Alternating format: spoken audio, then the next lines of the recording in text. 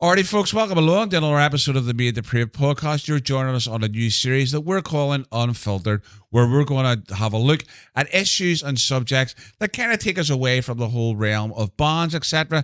And we'll be exploring this with a wider range of guests. You know, we've been kind of delving into that a wee bit anyway, but we're going to use this as a means to talk about things like we're going to talk about on this episode, which is specifically orange arches, and the idea that there's been a narrative put forward there that these things are unsafe, that they're causing safety problems for road users, and we're going to put that to the test. And our guest tonight is none other than Mervyn Gibson, the Grand Secretary of the Grand Orange Lodge of Ireland. So sit back, relax, and enjoy the conversation with Mervyn.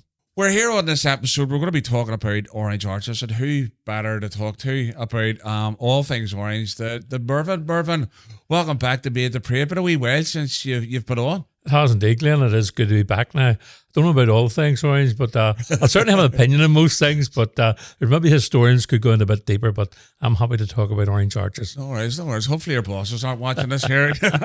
So you'll be checking your job description. So, but one of the things that I did want to talk to you about was specifically in trying to get something out in regards to the emergence, the re-emergence of arches in particular communities, thinking specifically of my own in East Belfast, recently erected arch there, but also the fact that there has been some articles and things that have been written in the papers, or there's been some commentary on the social media, specifically around safety issues and stuff like that, and that's something I want us to get into on this episode as well, and we'll talk a wee bit about that later on.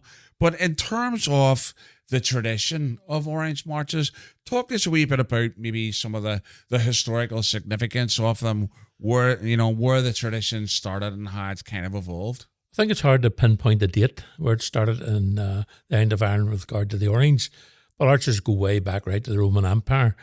Indeed, it's believed they maybe took the ideas from the Etruscans. Italian people used to build these massive stone arches into their cities, very ornate. And I think Rome adopted that for arches themselves. Of course, the most famous arch is the Arc de Triomphe, representing Napoleon's victories. I think it was started in 1806, but it took 30 years to build, and originally was a wooden structure. So I think if that started about 1836, I would say about just after that, people began to copy it, right, but copy it on a smaller scale. I think the first arches were beginning to appear about then, here and at the end. Yeah, so we're talking about sort of the mid 1800s then, in terms of. Would there have been significance then in regards to, would there have been a more, visibility of the orange in terms of around those years, in terms of would there have been more, parades coming to, to light as a result of that? Well, the whole dispute, William Johnson Ballykebeg led the dispute about the parades, and then the orange was banned for a while, and it was only coming back into existence then. So part of the emergence again, was to make it visible. Okay. And one way to do that was to think about arches. If these were appearing elsewhere in the country and around Europe, then people began maybe put them around their villages. And the early ones were rope arches with orange lilies and other flowers tied in them. Okay. Very much that was the emergence. Before they got any imagery on them, that was the first arches. And there's also a tie-in with the idea of royal arches, isn't there? Because I know those were things that were put up whenever there was royal visits and things, and there seems to be a connection there, almost a continuation of that type of tradition too with these. I think that was it. You have the Queen Victoria's visit to Dublin. There was a massive arch erected with Irish language and all on it. And I think that would have been replica of the factory arches around Europe that had been built just to welcome someone into the town, into the city. And orange arches then began to take more form in terms of being made out of wood, being made out of metal as it turned in the 19th century, and then became more ornate. People began to put more things on them, more symbolism on them. I always tell the story, maybe jumping the gun a bit here, but my granny lived in Sydenham in a garden. She used to have this trellis fencing. I thought nothing of it until one day some talking about the fencing. And my father said, yes, that was the arch used to be at the bottom of London Street in the Ravenhill Road for the Queen's coronation. Right. And so they were very, very simple affairs, but made out of trellising. But it ended up in somebody's garden in those days, So arches come and go, and people adopted them for something else after they were used.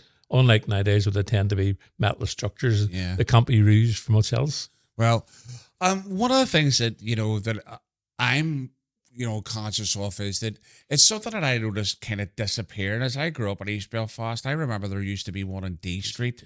And there used to be, I don't know whether there used to be one on the avenue, but I definitely remember there being one on D Street. I definitely remember there being one on the streets, or another one on the streets around that particular area. What is it you think that even back then, what did the arches signify for people in the community whenever they put them up? I think it was decorating your area for the 12th of July. People decorated their house for the 12th of July. Everybody got a new lick of paint. The yard was painted, etc. For the 12th, people put their flags out. I think when people seen that they could put arches up, this was part of the decorations. And there's a bit of competition between streets, almost like bonfires in many ways in the old days, who could build the better arch. And again, some of them, the early ones you look at along the Newton Arch Road, were made out of rope.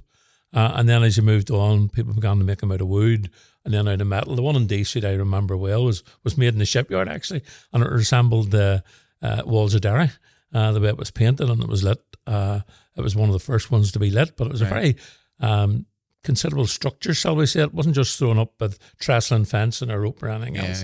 And it used to be one at the bottom of Ladies' Road. Yeah, that's I don't personally remember that one, but that one sort of outlasted the other ones that went up temporarily for their conation.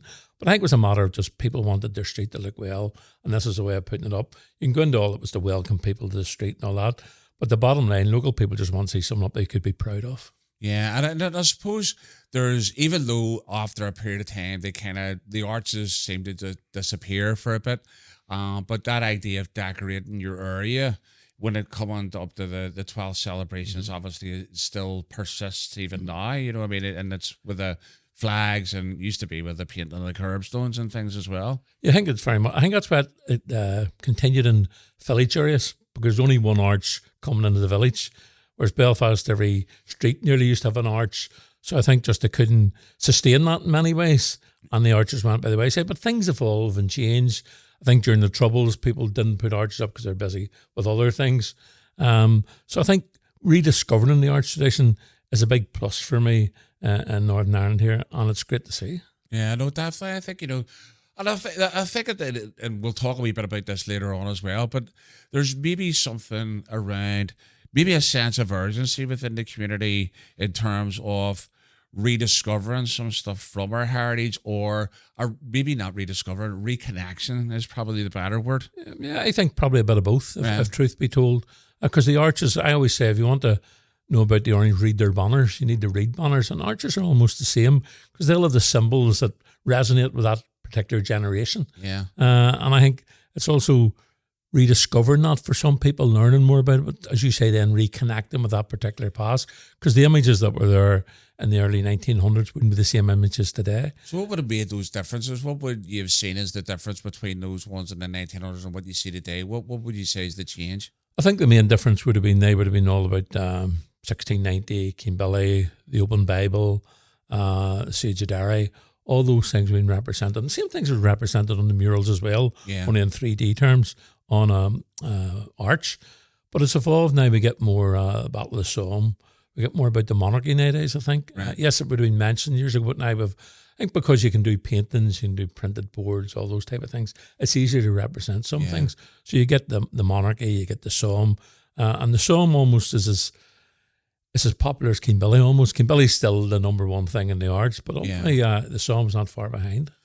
And I suppose that highlights just maybe two instances of commemoration that are extremely important to the community, especially, where we're recording tonight, there's an arch not that far away from where we're recording, and there's a lot of the First World War imagery there. One of the things we'll probably get talking about this, is the fact that, James Craig is featured on that one, and other, I think the young picture of the Queen and stuff, Queen Elizabeth is on there as well.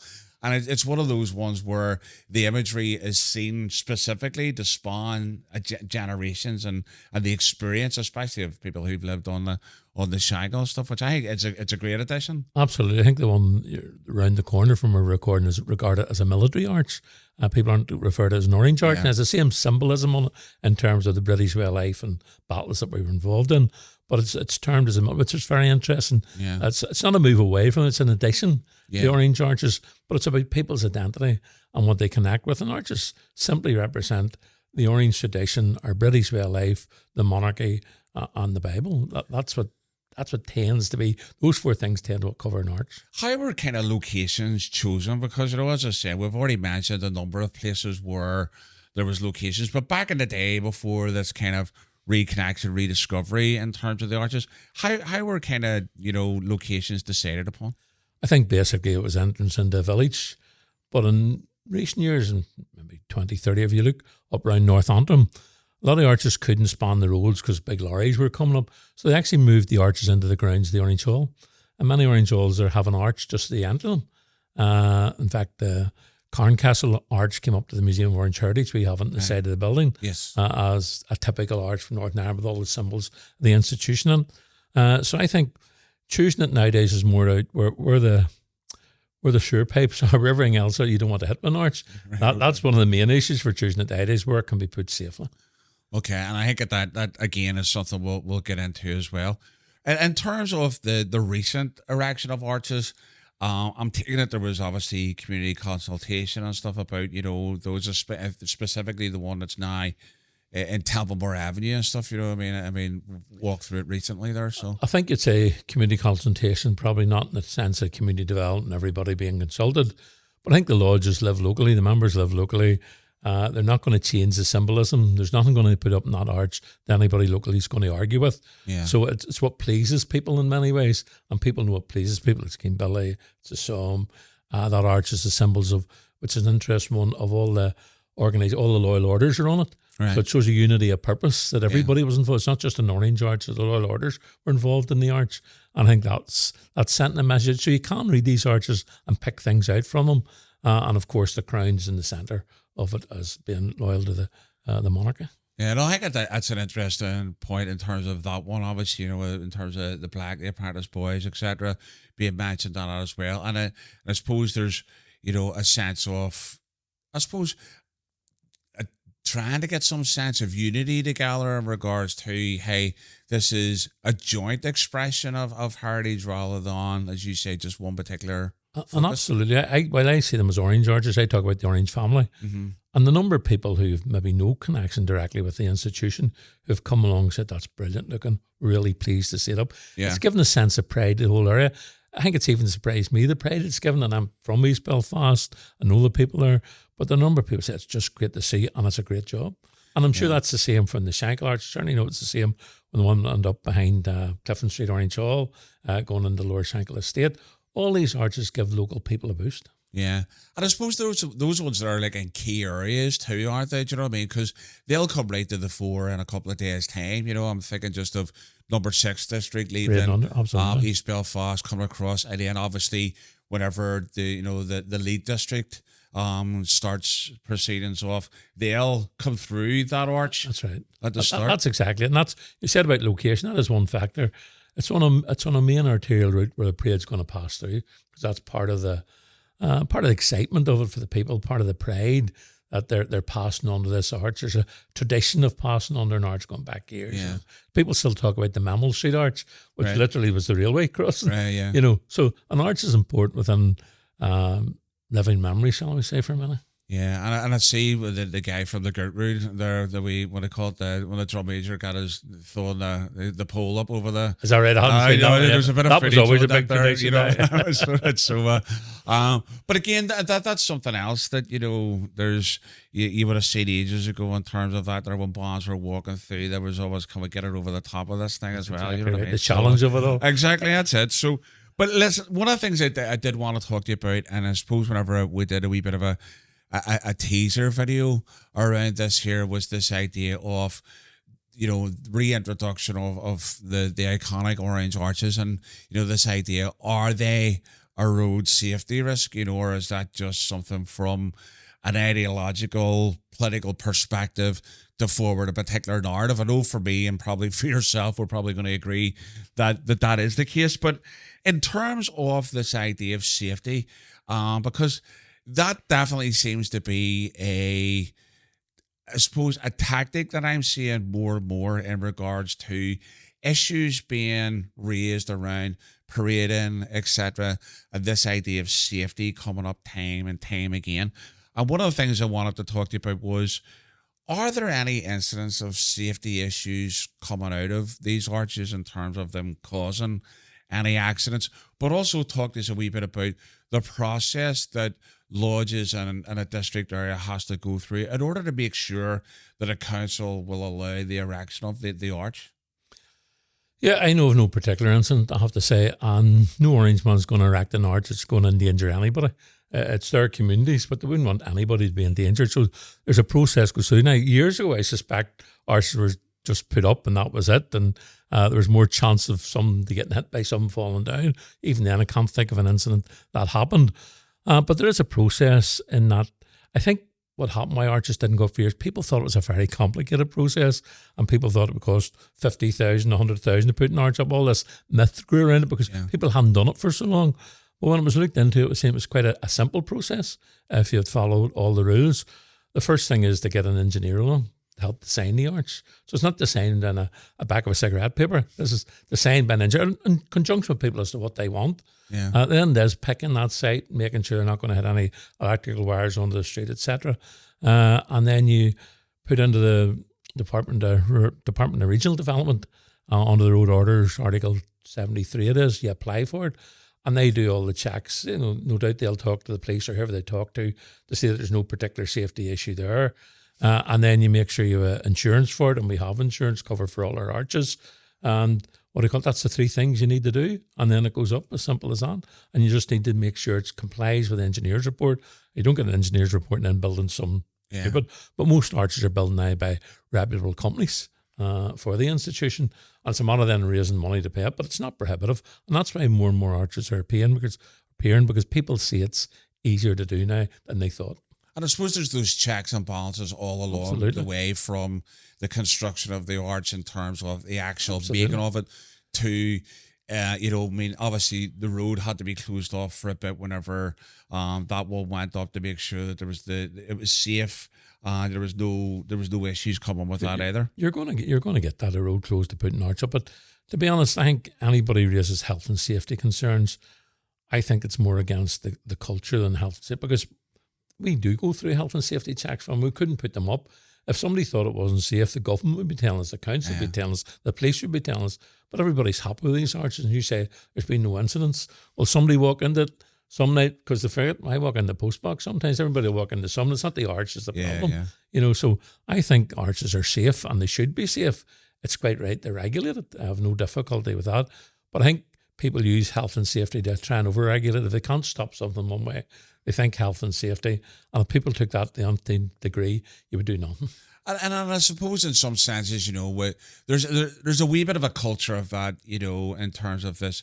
I'm not saying that health and safety is not important. No, absolutely. But what I'm saying is that sometimes it could be almost like overkill. Absolutely. In terms of, so in some cases you've got a risk assessment on your risk assessment, and all it is there sometimes is a tick box on somebody, and having done numerous risk assessment documents for work and stuff like that, I know how laborious they can be, but I also know how stringently they are, in terms of assessment on those plans. Because I know when we've got stuff, people are going, here, what's the rating on this? Have you done this right? And there's a formula even for rating, the risk to people and stuff like that. And those are all things that apply here as well. Absolutely. Health and safety is important, and we want to bypass that.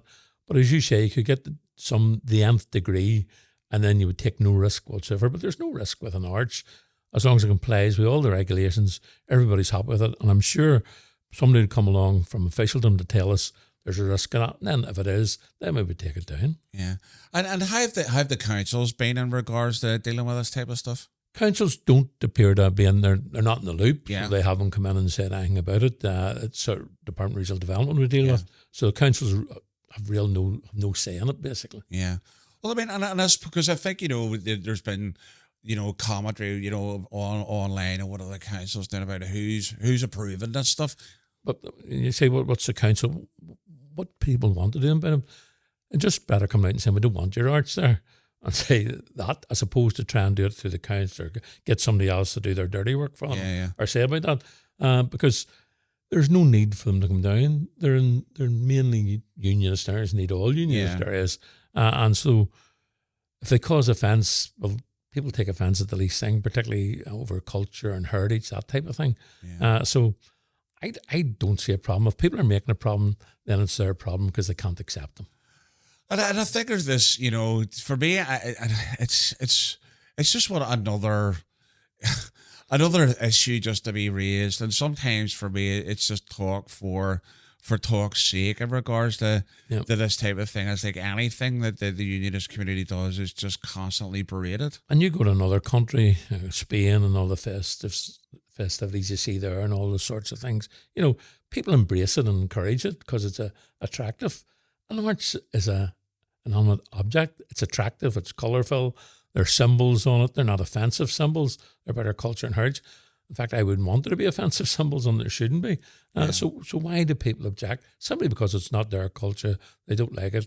It's this whole thing we don't want to brought about the place. Yeah. For some people, if people have genuine concerns, then tell us what they are. Yeah, and I think whenever you're in compliance with all of the, sort of the government guidelines in regards to this here, all of the health and safety procedures and stuff that are put in place in terms of, the checks on the actual structure itself, and also the fact that it's time bound as well, isn't it? These things aren't, I suppose the difference here between what sometimes gets leveled in terms of criticism around flags and flags being up until they're looking like dish rags. Yep. This isn't the case with an Orange Arch. It has a specific period of time that you'll say it'll be up and it'll be taken down at a particular time, and that's exactly it. And you stick that, and I think it's the right thing to do. Nobody wants to necessarily see an arch up all the year round. It should be there during the summer period when our celebrations reach their height. Yeah, and I think that's right. But I think in terms of just those common criticisms in terms of that have come out recently, I think by the fact that there is the government legislation that covers this. You've mentioned one in particular. There's a number of those in terms of the Road Act and stuff. And like I said, is it the 1973 in terms of that one that covers this type of stuff as well? And I mean, as you say, there's no one going to allow this stuff to go up if there's no kind of governance over it whatsoever. There's a legitimate way to object to people who've objected that way already. Yeah, well, I think that's just part and parcel of it, because one of the things that's strikingly, let's say, paradoxical here, and in terms of this, is the amount of hoops that that lodges and districts have jumped through to get an arch in place. I'm thinking of a recent statue that went up. Yes. Without any of that kind of stuff being put in place. And I just think that, the irony there is just... I think we don't concentrate on the naysayers here and the ones who want to use health and safety to beat us. I think we'll look at putting up more arches. Yeah. Communities are encouraged and communities are facilitated to put arches up, not to spite another community, but to help celebrate their own identity and culture. Yeah. No, completely. So for me, and I'm sure I already know the answer to this question, this isn't really about road safety. This is cultural discomfort, isn't it? Absolutely. And it's territory. You asked about the council there. If the council got involved, they'd want Irish signage on their arches next. And there used to be that years ago before it became weaponized. But if the council become involved, there'll be all sorts of things. It'll become a political football then. I think that's why it's good. It's not within the council's remit. Yeah. It's not a political football. It is a health and safety issue at the end. If it's safe to go up, structurally safe, not causing any annoyance in the road to anyone, not obstructing anybody, then it goes up. It's not a political decision in the end. Sadly, if it went to the council, it'd become a political decision. Yeah. So where does this figure then, I suppose, in the wider conversation around, I suppose, shared space and identity in Northern Ireland? Well, I think the shared space is an interesting term. Some people regard that as a neutral space. Nothing should go up. Yeah. And I don't agree there's anywhere totally neutral that way. People should celebrate their culture. And even a minority community should celebrate their culture. And imagine there's towns around Northern Ireland when the GA win a match, the buntings go up and all certain things go up. And people should accept that. That's the culture of a community at that particular time. So it's the same with arts. As you say, they're not up all year round. They're part of our celebrations over the summer season, shall we say. And I don't see a problem with them going up on a main arterial route, or even a unionist community or an entrance to what people regard as a unionist estate, because there's nothing offensive on them. Yeah. That's the point. Unless people find the Union Jack offensive even. So that's fair enough. You're never going to please someone like that. But there's nothing that openly says we're anti-you or this or that. It's about our British culture and heritage, and many Roman Catholics took part in that as well. Yeah, and I think for me again, that's another. I think that for me is another paradox in regards to this idea of the shared space, because whenever that phraseology started to come in to sort of community discourse and stuff like that, it was about ensuring that there was other cultural expression was seen to be valid or whatever. And now for me, it almost feels like the term shared space is a bit almost like the Irish language thing or this health and safety thing. It's something that's being weaponized, and where you're talking about it, most people seem to think, shared space is neutral space, and that's not necessarily the case either. We have the shared space in terms of, for me, it's we all live in a place called Northern Ireland, regardless of what some people's perspective of it might be. We all live in this place, and if we're going to live out, or at least live up to some of the protection for cultural expression that existed within the Good Friday Agreement, then there's going to have to be some level of cultural tolerance to some degree. Totally, that's exactly what shared space is about for me. It's toleration. It's not a neutral space where you put nothing up, because then where's people's identity? How do they feel? Where's that sense of community? Where's that sense of community pride? So to me, a shared space is about that, is that communities can celebrate how they want. Should it be a new community? Should it be a nationalist community? Should it be a unionist community? Yeah. And I suppose for me, it's that idea of that, and that everything, especially when I'm thinking, what's come to my mind, actually, I was thinking about that one of the recent protests down at the City Hall, where there was a claim made by a particular person that everything unionist and to some degree loyalist then comes from this right-wing perspective, and I think whenever there's that type of political ideology being applied to expressions of culture that come from within that community, there's this automatic I suppose attachment of that type of, everybody's anti this far right stuff, so we've got to be anti this. So that's all these guys are doing, is promoting this far right ideology. Interesting. I want to go off piece, shall we say here, but I was reading History of Ireland just last night, and there's a bit about Irish fascism in it. And it more or less said that all the fascists were unionists. In the south, they were all loyalists before partition. And the north, there was an ex-police inspector who'd been thrown off the police for being extreme, and it wasn't Nixon, it was someone else. And he was a unionist, so he had to be fascist. This was a place where the blue shirts essentially come, formed by Eoin Duffy, a former Garda commander, But as you say, every unionist has to be right-wing, fascist, anti-ring, which is a nonsense. We didn't sit out the Second World War here in Northern Ireland, and thankfully many citizens from the Republic joined us in the fight for freedom. So this and thing there were that too many U-boats that were used here. We this Ku Klux Klan with it, that really irks me because gears, to be honest with you. Because we have an exhibition about liberty and about how the Glorious Revolution set the scene for America and all. But there was the first famous black historian talked about the Ulster Scots and their traditions of freedom and openness to everyone. And indeed, Rosa Parks had Ulster Scots ancestry. So this thing, and I always use the point in my own church, I have to say, we talk about Martin Luther King Jr.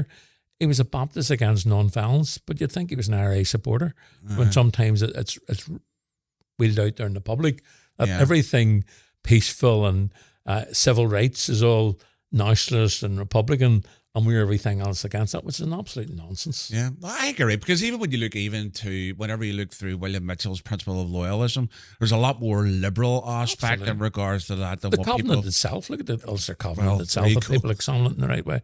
But this is what we're up against, and that's why there's opposition to the arches, because there's this inbuilt biased hatred and stereotyping as unions as some right-wing Ku Klux Klan, which nothing could be further from the truth.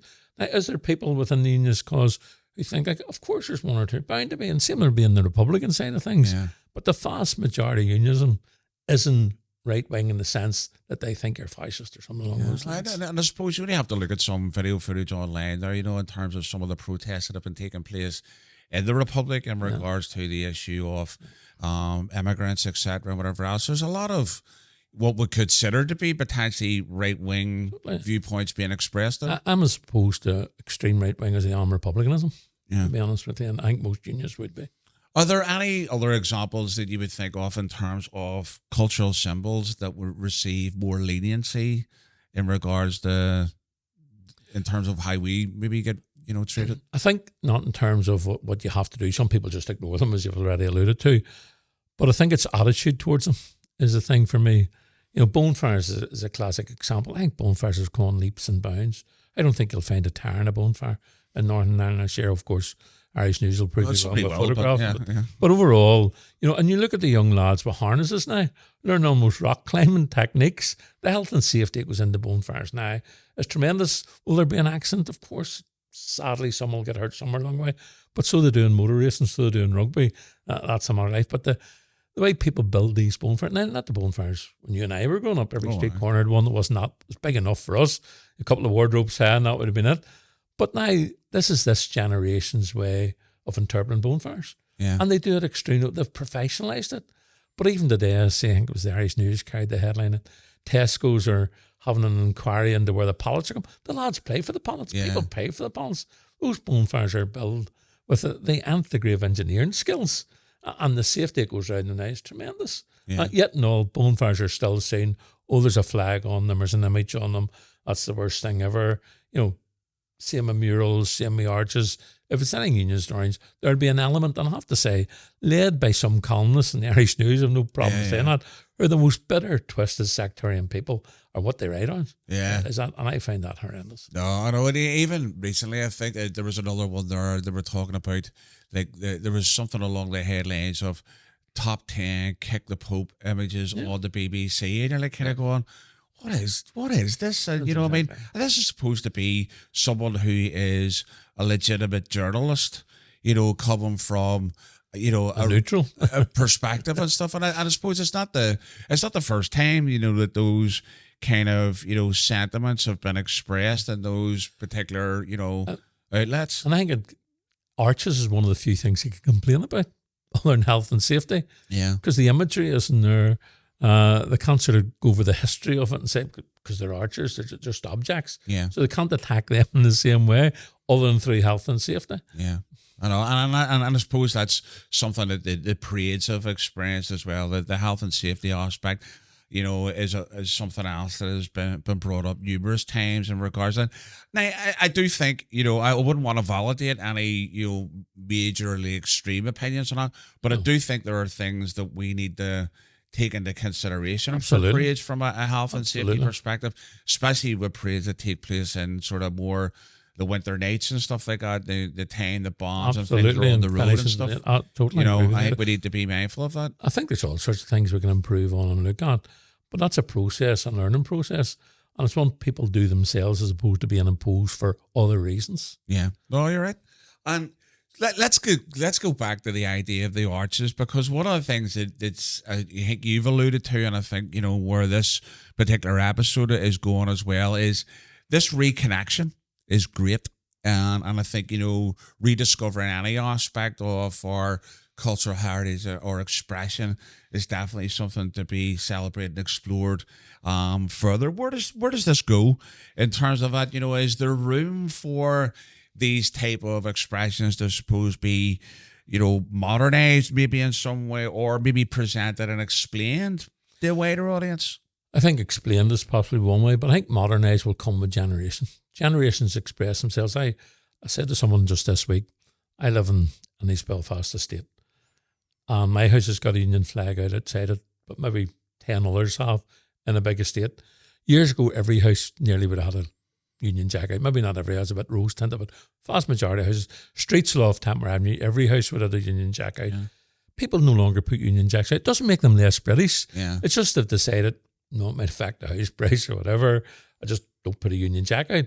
So I'm not condemning people for not putting them out. Yeah. There's new ways of expressing it. Arches have been rediscovered. Arches will be reinvented, I think, over the next 5 years.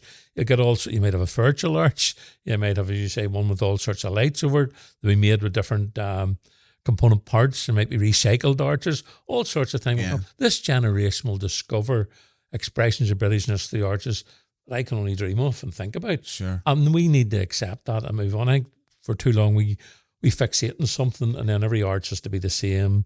Everything is the same symbols. I would like to see it progress as this generation wants it to progress. Yeah, no, because when you're saying it, I'm even thinking about things like, getting QR codes and stuff, all them and things like that there. If you wanted to find out something about them, you then scan the QR code and it can give you something about that area. Because where I really seen that implemented well, funnily enough, we're talking about wearing this Liverpool t-shirt at the start of this year, was on one of the non-guided tours of Anfield. They have all of these QR codes lined up around the stadium, and you scan it with this the wee device that they give you. The next thing, there's videos appearing and all sorts of stuff. So there could be all sorts of ways that this then becomes. We're already looking with the tourist boards and others have been for before COVID now, and how we interpret the Williamite Wars in Ireland to get all perspectives in many ways, and using QR codes and VR and all sorts of things. There's great ways of telling the story and telling every side of the story as opposed to just one narrative. Yeah. And so I think arch is that. But one thing I want to say is arches are just symbols. They're not our culture. They're symbols of our culture, and they're symbols of a revival in our culture. And I think that's the important bit about arches for me. I think I tried to count last year and let people know I think it was over 60 arches, could be wrong. I stopped counting this year, but I think it would be nice to see a survey because I would see there's a massive increase, like the number joining junior lodges, massive increase. So there's a revival in Orange family culture. I think it's where that goes, I think it's important. We can't say, we've got an arch up, we've ticked the box, that's us. I would say arches, and we talked about them being entrances to cities and towns. I think arches are a gateway to the future. I think, yes, we can march through them, but where do we go then? What do we do next? Yeah. How do we promote our culture yet? How do we share our identity with others? How do we embrace other cultures as well? Yeah. So I think it's where we move on from marches. I don't think it stops there. Yes, we want to keep them going, want them to be there, want them to materialise in new ways.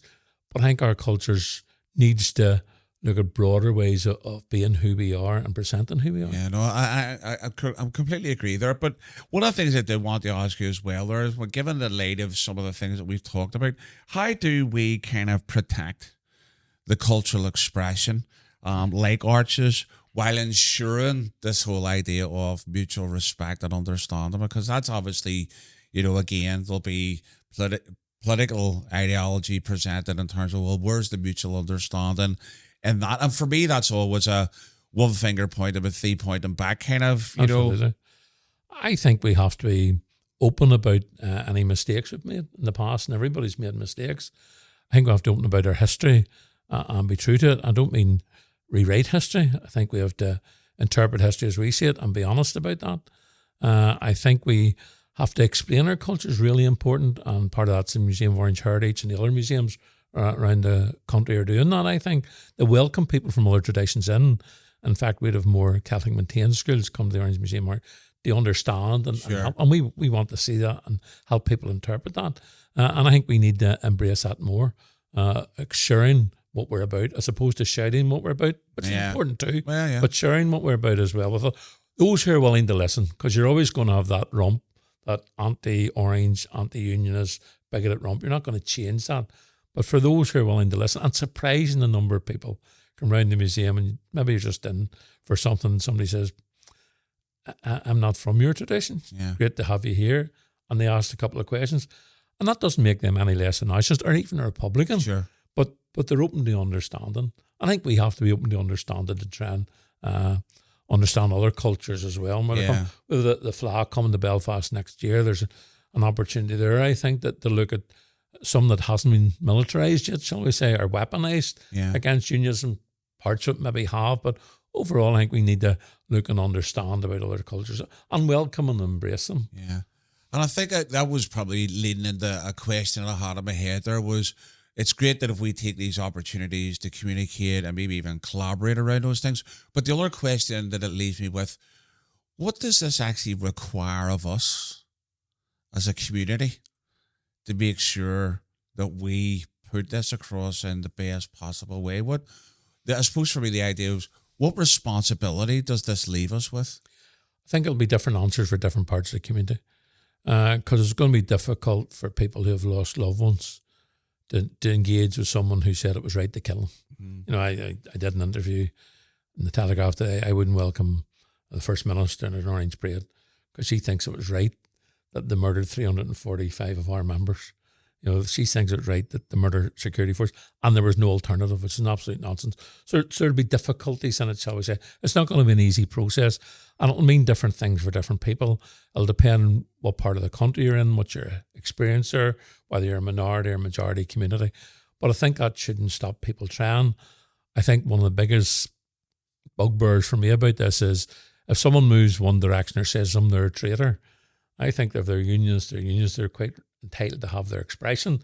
I mightn't agree with them. Yeah. I might think they're in a minority, but it doesn't automatically mean they're under. Yeah. So I think we have to be open and say there's different expressions of Orange culture, different expressions of loyalism, unionism. So we have to be open within ourselves and allow for that. Yeah. And then we have to see how we present it. And there'll be different ways to present it. As I say, we'll do it in different ways to different sections of the community, but people want to have openness with people. And I think probably the younger generation do it easier because they have the memory of the troubles. And equally, there's another set of the younger people are more hardened because they didn't live through the troubles and think they have to live through them. Yeah. So there's no one sort of right answer, just say, I'll do this way.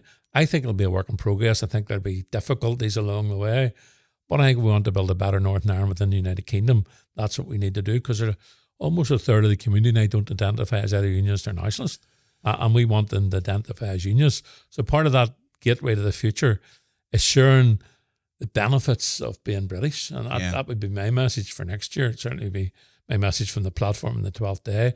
We need to promote our Britishness and why it's important to hear. There's economic reasons to be British, all sorts of reasons.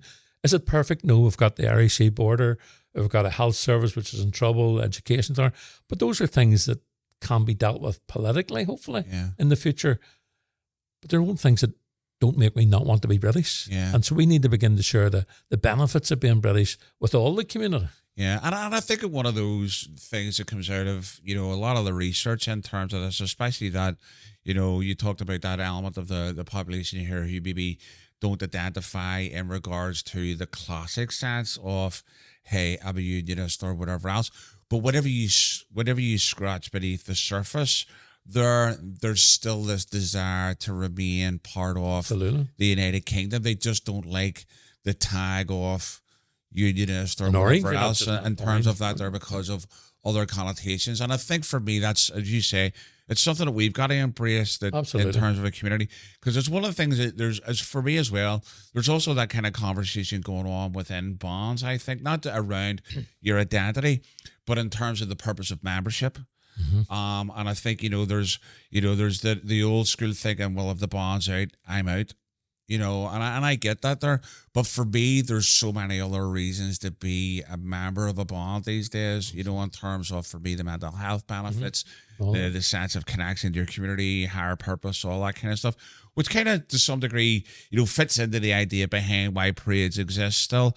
But also for me, it's not the only reason for a person to be involved in a bond. Absolutely. And the institution, we have in many ways discovered over recent years, coming out of the Troubles, embracing that community spirit, which we always had, that we were a centre of civic life in any village and town and play our part. And I think that's why the institution's grown again. Yeah. In that they've rediscovered that. And yes, it's great to march on the 12th of July. Nobody loves it more than me, but we're more than the 12th of July. Yeah. We're Orange men throughout the year. And that's why we have Orange Heritage Weeks in September. That's why we have different things at different parts of the year to celebrate our culture throughout the year, just not. Yes, the 12th of July is important. The reason to celebrate the Glorious Revolution is important and all that.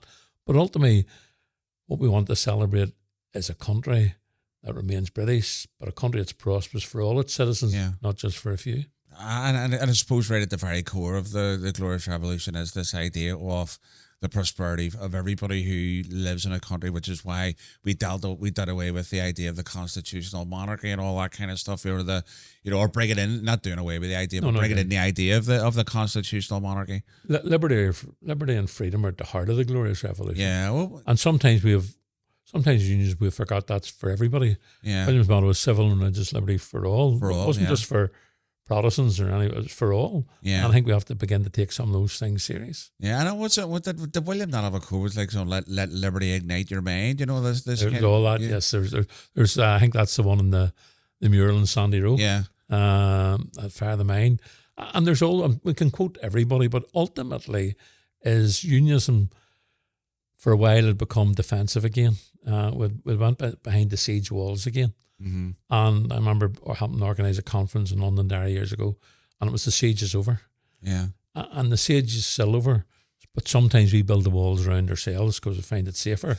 I think we need to go out through those city arches and into the streets and into our communities again, as we are doing, Yeah. and rediscover our active role and our place within civic society.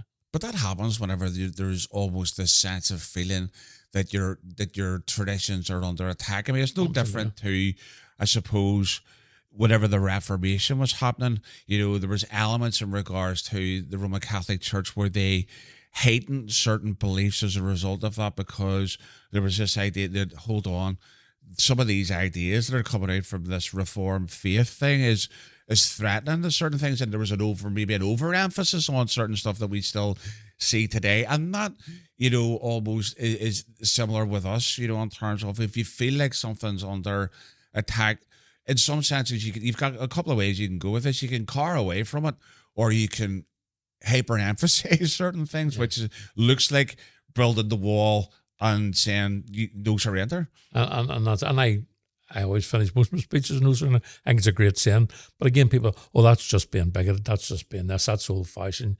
You're a dinosaur. Yeah. It's a legitimate saying, no surrender. That's what saying, no surrender to tyranny, no surrender to oppression, no surrender to injustice. That's what we're saying, but people interpret it as something else. But I do think there is a growing confidence of which arches are a symbol. Yeah. And I think we need to build on that. Definitely. Well, maybe just in terms of closing, Mervyn, maybe give us some final thoughts from yourself in regards to arches, future of Orange arches, etc., just to kind of sum up the conversation that we've had. I think it's just re-emphasising agreeing we want to continue to grow in confidence, and I think arches show communities of confidence, but we want to develop that in ways in expressing ourselves and about sharing our culture, about strengthening our culture too, because some people then begin to believe the propaganda, shall we say, that they are this or did do that. Don't want to over-politicise it, but there is a big emphasis of rewriting history. I don't know, by some people, we have to tell the history as it was. Now, we might have a version, somebody else might have a version, but we have to stick to the truth and build our version around the truth as opposed to make it up. I think there's a lot of noise, I have to say, about United Ireland conversation getting involved. To me, it's background noise. We need to get on, not with conversations about United Ireland and our place in it, conversations about how we can grow Northern Ireland within the United Kingdom. Yeah, no, completely. Because I think for me, one of my key takeaways whenever I started to think about this and think about the conversation that we were going to have was the idea that, you know, cultural expression and cultural symbolism, I suppose, is not the same as sectarian provocation. No, that's definitely not. And I think, there's things like, for me, I suppose, context, consent, etc. matters in regards to this here, and I suppose to some degree compliance, because we're complying with regulations and laws and stuff that apply here in regards to that. And I think that kind of stuff matters, and it's easy to get a soundbite to come off with a quip around the safety things, but it's not well thought out. It's not thoroughly thought out. Put it in simplistic terms. Would I love to see an orange arch in the Falls Road? Of course it would. Would I put one up there? No, because it wouldn't be welcome. It wouldn't be acceptable to the community. Exactly. It's as simple as that. Yeah. It's content, context, consent, etc. In terms of is really, really important. So, Mervyn, thanks very much for taking the time to come and be on the podcast again. I really appreciate it. Good to be back. With it being so close to the 12th as well, you know what I mean? I think hopefully we get this out in time for the 12th. Although saying that there, I doubt too many people will be watching podcast in the next sort of, 2 to 3 days and stuff, But it's the 13th night they might watch it. Well, you never know. It depends on... Feed in a bucket of water. Exactly. Well, that's it. Depends on how tired you are after that 15 to 17 miles that will make clock up in terms of Saturday as well. Here, I tell you what, though, it's looking like it's going to be an absolute cracker of a day. Hope so, and hope there's a bit of a breeze always to also make the banners float, but also to cool the orange men Yeah, down. you know, definitely. That's it. You know, this, I think it's the top out of 27 or something. Is Yeah, I think it is. Yeah, that'll be great. So, well, thank goodness we're not wearing jackets, you know. So, bless, I really appreciate you taking the problem. time Good to out be as here usual, again. and thank you. All No right, problem. All the best, Glenn. brilliant. Alrighty, folks, hope you enjoyed that conversation with Mervyn. Great to sit down with him again and have a conversation about the orange arches and I suppose some of the narrative that's out there that is placing a wee bit of a question mark over it in regards to safety. And I hope you recognise from the conversation we had that's just an ideology being put forward, and it really is just cultural discomfort. As I'm sure we're all aware, there are no safety issues with these arches, you know, in terms of how they're put up and how they're looked after, etc. And the fact that they're in complete accordance with all of the guidelines and legislation that's in place for them. It does mean that we need to be very much aware of what our culture is about and be in a position to give an explanation and a rationale behind that, which means that we need to know what we're talking about in some sense. So hopefully these podcasts help with that, help you give you some background, help you give you some information if you don't know that already. One of the things I would like to say here is make sure you like this video, make sure you comment on it, and if you wouldn't mind, it would be great if you subscribe to the Made to Parade channel. We are about 300 people away, I think, from hitting 2,000 subscribers.